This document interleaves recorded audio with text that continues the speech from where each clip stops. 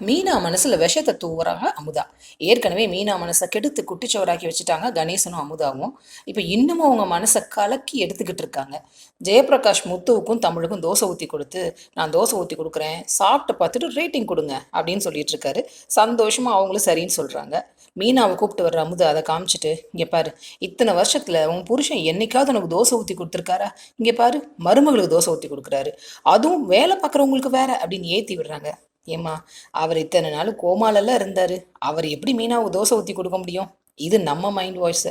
ம் அவங்க ஏற்றி விட குழம்பி போகிறாங்க மீனா. இவங்களுக்கெல்லாம் தோசை ஊற்றி கொடுக்குறாருன்னா என்ன அர்த்தம்? உன்னை விட இவங்கெல்லாம் முக்கியம்னு அர்த்தம் அப்படிங்கிறாங்க.